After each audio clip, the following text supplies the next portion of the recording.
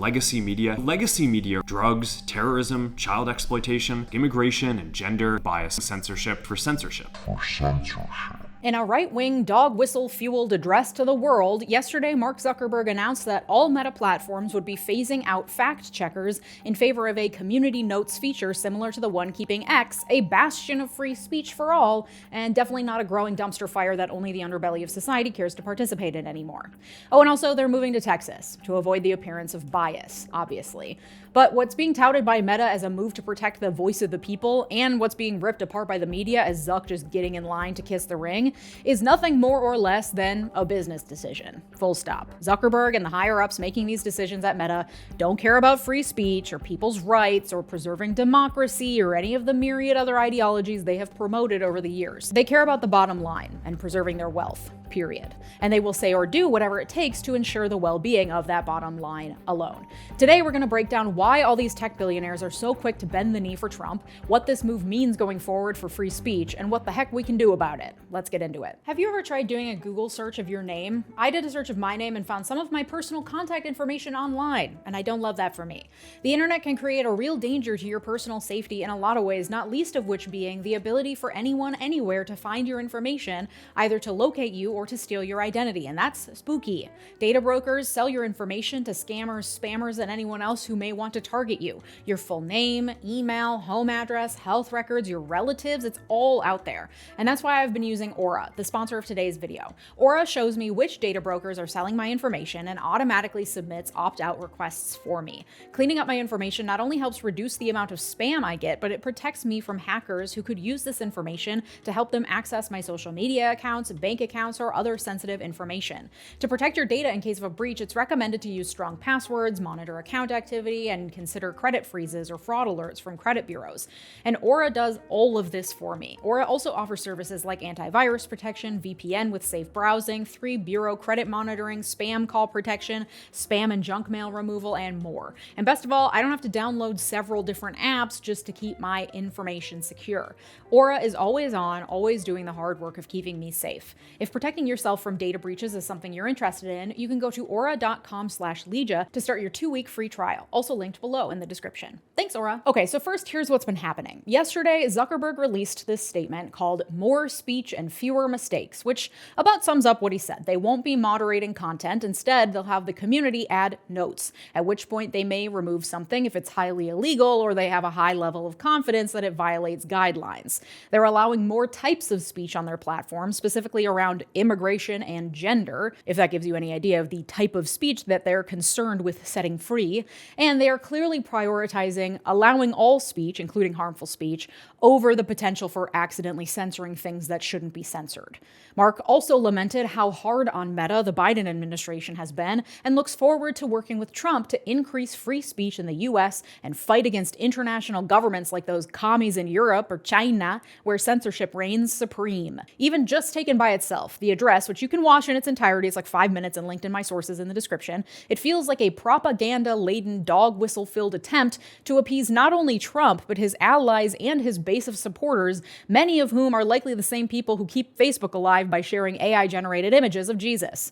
But taken in context of the other actions Zuckerberg has taken recently, it's part of a larger trend indicative of Zuckerberg's rightward radicalization in recent years, fueled by his own personal relationships as well as, predictably, ire at the government for making him not do bad things, which all billionaires and heads of big businesses invariably eventually get to. The speed at which they realize they hate the government just varies, but they all eventually get to a point of being completely worn out from trying to dodge the feds. As anyone who's watched The Sopranos or any other mafia movie could probably understand, dodging the law is exhausting. The only difference between big business and the mafia is that, at least in theory, the big businesses start out legitimate, and it's only after they've gotten so large they become untouchable that the law no longer applies to them, or at least they think it shouldn't. The only difference is that Tony Soprano, despite being a terrible person, still seems like someone I could probably get a beer with, whereas Mark Zuckerberg seems like he would stare unblinkingly at anyone who attempted small talk with him. Anyway, the rightward radicalization of Mark Zuckerberg in 3 acts. Act 1, the 2016 election.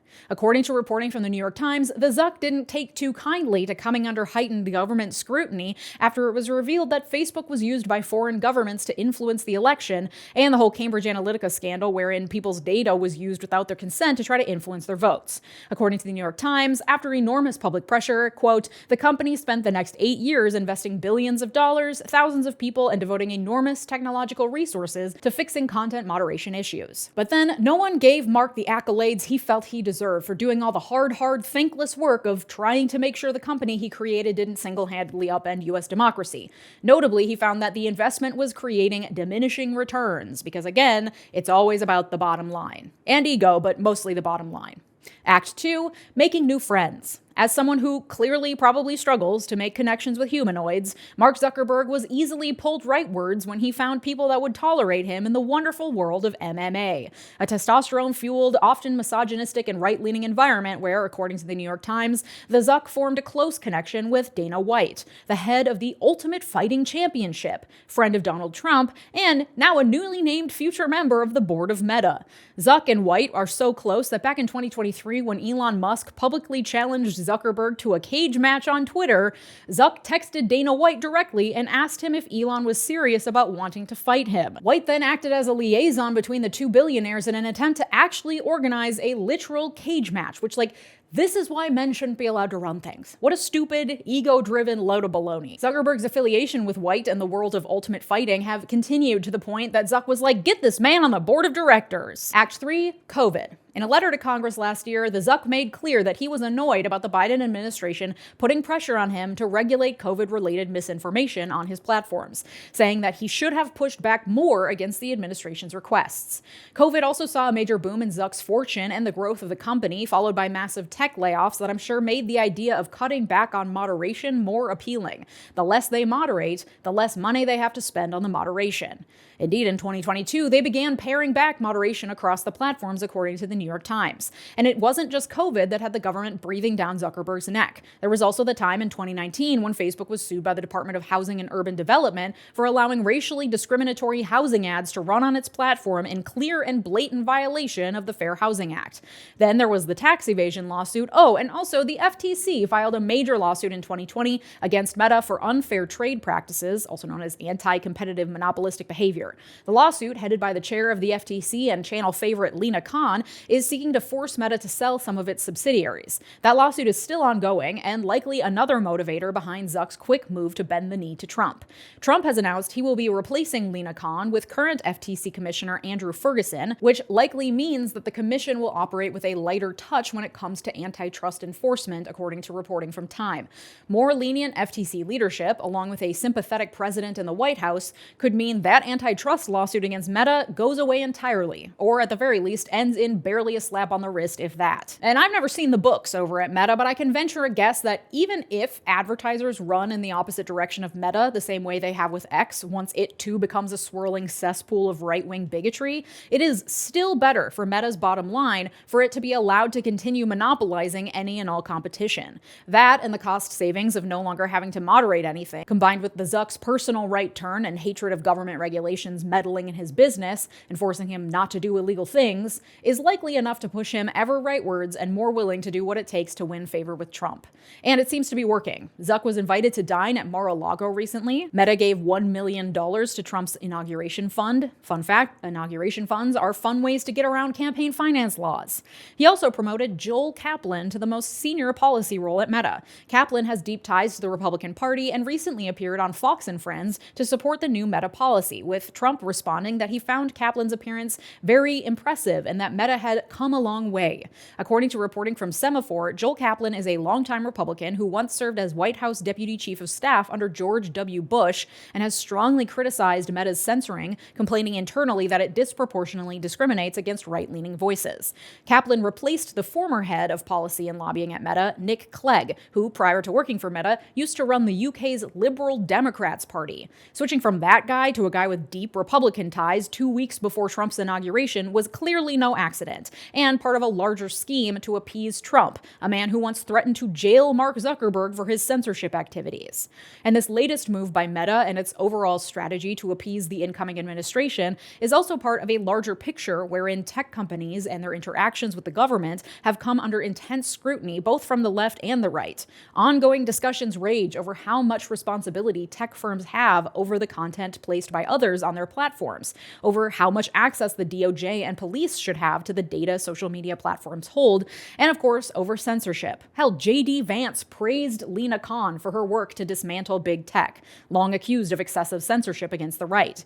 Hating on big tech has, in recent years, been one of the only things the left and right can seem to agree on. But now, the billionaires in charge are working to change that, and they have found far more leeway with the right, whose leadership is more swayed by ego stroking and far more inclined to distrust regulations and government encroachment on businesses.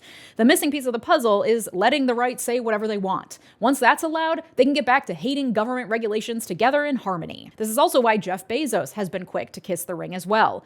𝗦𝗨𝗣𝗢𝗏𝗧𝗧, a Pulitzer Prize-winning political cartoonist, just quit the Washington Post after 15 years because her cartoon depicting Bezos, who owns the Washington Post, and other billionaires bowing down to Trump wasn't allowed to go to press. It was, one might say, censored. This after Bezos also pulled the publication's endorsement of Kamala Harris. The mainstream media is also a favorite punching bag of the right and has been for decades. So whatever its owners can do to get on Trump's good side could mean less scrutiny. Media conglomerates are also prime targets for criticism for increasing monopolization of the media industry. This is a classic example of the Streisand effect. The harder you work to suppress something, sometimes the more attention it gets. I would not be talking about or showing this political cartoon, but for Bezos' alleged refusal to print it. But I'd like to zoom out to look at the bigger picture here, because big tech and the media bending over backwards to appease Trump and the right in its constant accusations of censorship and left-leaning bias is part of a larger rightward trend that's been going on for 50 years. Yes, we need to talk about the Powell memo. You know, the Powell memo. I made a whole episode about this already. Lewis Powell, right before becoming a Supreme Court justice in the 1970s, wrote a secret private memo for some business bigwigs at the U.S. Chamber of Commerce, one of whom happened to be neighbors with Powell. In that memo, titled Attack on American Free Enterprise System, Powell laid out the problems facing business in the immediately post-civil rights movement era of the United States. Basically, they were weak. They were being picked on, and the government had gotten out of hand and overly regulatory. And to gain back power, businesses needed to invest time and money into getting free market ideology, small government, and other right-wing issues back in the mainstream and take back their power. To do this, they needed to invest in pushing universities to include more right-wing thought, conservative think tanks to give those universities a place to send their students who can then publish papers legitimizing the right-wing thoughts. Those papers can then be used by lobbyists to push right-wing thoughts, and those lobbyists will be bought and paid for by businesses, and, just as importantly, businesses needed to infiltrate the media, who were unsympathetic to the big business causes and constantly meddling. And on this last point, one of the major tactics big business employed as they enthusiastically took the Powell memo plan and ran with it was screaming whenever and wherever they could about left-wing bias in the media. Because now they were legitimizing their zany fringe ideas about government and economics through the creation of academic scholarship and publications, and could then point to mainstream media and accuse them of bias for unfairly ignoring the work of their brilliant academics. And so, terrified at the prospect of being viewed as biased, news media began publishing more right-wing talking points and scholarship in order to be able to point and say, see, we're not biased, God forbid, because we're willing to even publish these bad, crazy ideas. And thus began the rightward bend of every aspect of American life as businesses threw gobs of money at influencing politics, government, universities, the media, and our very culture, aided in the 1980s by Ronald fucking Reagan, who ruined everything. T-shirts available at LeejaMillerMerch.com, whose deregulatory push allowed for greater monopolization of the media to where now we have a media landscape owned and dominated by billionaires who have inherited the pro-business apparatus built in the 70s, which has now turned into a multi-headed monster thanks to Citizens United and the protection of money as speech in this country, which means any billionaire can pay for any political outcome they want. And so, targeting the media and now big tech with the accusation of bias and, as an extension, censorship is a well-worn tactic by the right to control the narrative and legitimize the harmful ideas and ideologies ideologies that once were fringe, not because there's a leftist bias in universities and think tanks, but because they're bad ideas that usually aren't backed by truth or science. Indeed, much of the research that has come out of right-wing think tanks has been debunked over the years for bad methodology or fully made-up data. And it's a well-worn tactic because it works, even though numerous studies have shown that the accusation that the media is biased is itself a lie. Similarly, the accusation that censorship online is biased has failed to be proven as well. According to the NYU Stern Center for Business and Human Rights, after extensive research, they have found no evidence of anti-conservative bias online. And this last October, the journal Nature published a study that found that while conservatives and people who support Trump are more likely to have content removed or their accounts suspended by major social media platforms, and their accounts sanctioned more often for sharing misinformation, that is not a product of liberal biased platforms or moderators. The study showed that this held true. Their content was removed or flagged more often for untrue or low quality information, even when it was Republicans who are the ones determining what counts as untrue and low quality. Elon Musk's own AI cited him as the greatest propagator of misinformation on his own platform. I think this is all best summed up by a comment on a random right-wing typepad post from 2022 that has weirdly been making the rounds as a meme on social media lately, but that is not satire as far as I can tell, and is a genuine thought that someone had once. Username 𝗓𝗧𝗧𝗧𝗧 says, "Unfortunately, the problem with left-leaning media is they're intrinsically more strict with their propaganda to only using verifiable sources, so it's really hard to poke holes in their ideology and arguments in comparison to a lot of quality right-wing content. That makes attacking their points with fact-checkers not very effective unless their fact-checkers use misinformation tactics as well. In essence, people like us on the right have to work harder and more creatively to push our agenda, as statistics and, unfortunately, official studies aren't usually on our side." Oop, right side Rick, I think you just said the quiet part out loud, buddy. But good job identifying the problem. On top of the fact that there is no left-wing conspiracy that is trying to silence right-wingers on social media, and it's actually their own lies and disinformation that's being removed at times by their own people, the other important point is that this type of content moderation on social media has been shown to be effective and positive. While Twitter's rollout of community notes that allows users to add context and flag posts has allowed right-wing hate-fueled speech to flourish on the platform, with Vox noting that studies show community notes to be slower and cover differing topics than professional fact-checking processes do, based on the knowledge and expertise, or lack thereof, of the site's users. The slower pace of fact-checking through community notes means that a post can go viral long before it gets flagged for disinformation, a fact Elon Musk loves to exploit as he rails against congressional actions and shares disinformation to his 200 million followers in the process. And according to Vox, a USC study of English language posts on X from January 2022 to June 2023 found that hate speech had increased 50% on the site in that time, with use of transphobic slurs increasing 260%. This was, of course, the period after Elon bought Twitter and began rolling back content moderation. Because Elon loves to tout himself as a free speech absolutist. Unless your free speech infringes his right to be free from ridicule or criticism, then he's all about censorship. And studies have shown that effective content moderation, especially of the most harmful content, the stuff that leads to real-world violence, can actually prevent real-world harm. That being said, community-led flagging efforts, the kinds like community notes on Twitter or the type of moderation that happens on subreddit forums, does have a higher amount of trust from users because they perceive it as other people like them in their community making the calls instead of top-down fact-checking and moderating, which can more readily be seen as censorship. So I do think that there is a larger conversation to be had about the role of content moderation on social media and how helpful that it can actually be. There is a limit to its effectiveness, and there is a benefit to having open and robust discussions online. There's a reason why I use silly little dolphin sounds when I swear on this channel, and I'm growing a Patreon community where I can say whatever I want without fear of having my videos demonetized or fully removed from this platform. Online censorship is a real thing, and it does lead to the removal or self-censoring of content. And I like the idea of having the political content I post on Instagram be more visible, as the Zuck has promised. However, as we've seen in practice on Twitter since Elon bought it, and on Reddit, which is an excellent community resource, but also has led to the radicalization of countless incels and men who hate women, to name just one example. The reality is that when online speech is allowed to flourish, it is the people who are already marginalized, who already live at the fringes of society, like actual fringes, not the marginalization that white male conservatives believe they're suffering from, but, like black trans kids who are at a higher likelihood of violence and self-harm, for example. Those people are the ones who suffer the brunt of the abuses when platforms shirk any responsibility responsibility for moderation. And while the idea that my political content may become more visible under these new guidelines sounds nice, I'm skeptical that the reality will be anything other than the amplification of certain speech and certain voices above others, and the continued censorship of marginalized groups like sex workers who use platforms to find safer work, or leftist organizers who build movements contrary to capitalism and everything the billionaires who own these platforms hold dear. Something tells me censorship of those communities will continue, and protections for other marginalized groups will go out the window.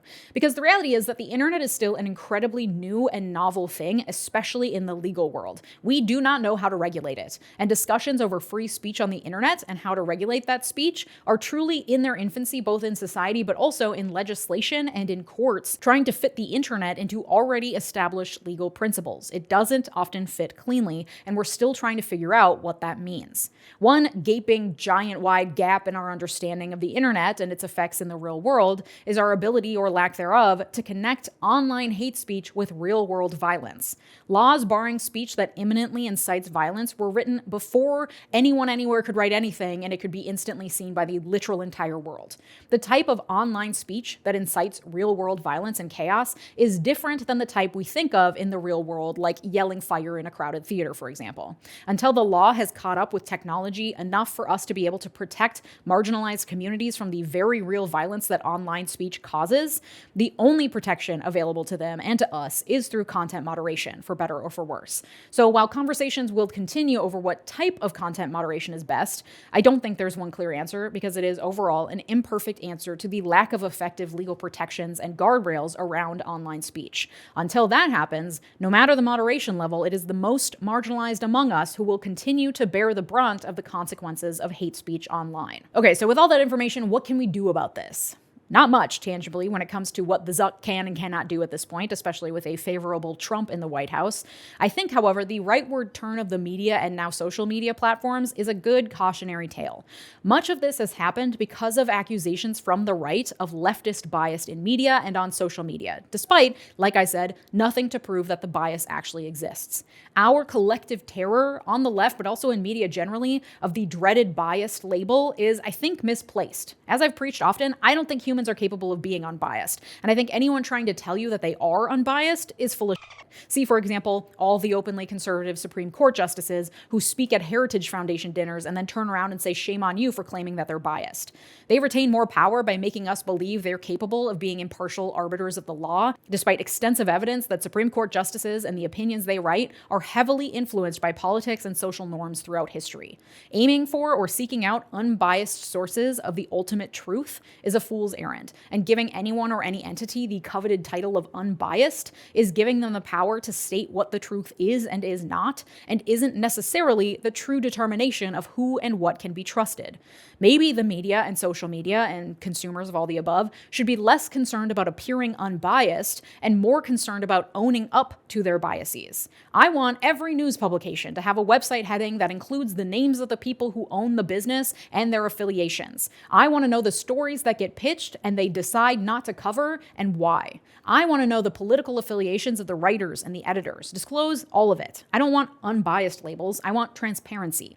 That gives me as a consumer the power to say, all right, I'm reading this article and I know that the publication is owned by so-and-so and that the writer is affiliated with such and such, and that is going to inform how I consume this piece of content. Maybe that's wishful thinking, but some of us have to dream of a better world. On the social media platforms themselves, we can follow and amplify the voices of marginalized people, especially when they post about the censorship they are experiencing actively. But also, above and beyond that, we need to make sure that we're forming communities and making connections offline, in the real world. And I promise I am not someone giving you this advice from my high horse. My literal entire business model relies on the continuation of YouTube's existence. And I love my social media platforms and don't love leaving my house. So believe me when I say this is not an easy prospect for me, but it is so essential that we not be 100% reliant on companies owned by billionaires as our sole source of connection.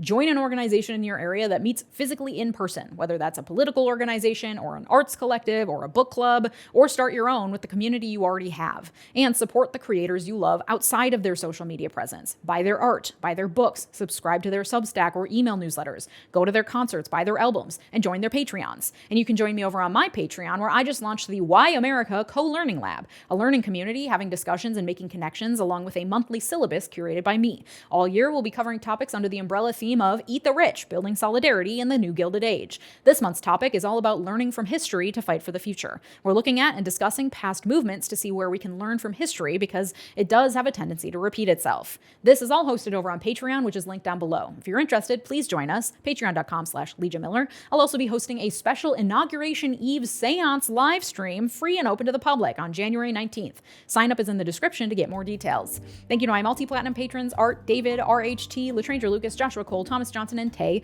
Your generosity makes this channel what it is, so thank you. And if you like this episode, you'll like the one from Monday where I discuss the immigration debate tearing MAGA apart. Thanks so much for watching. Have a good day. Bye-bye.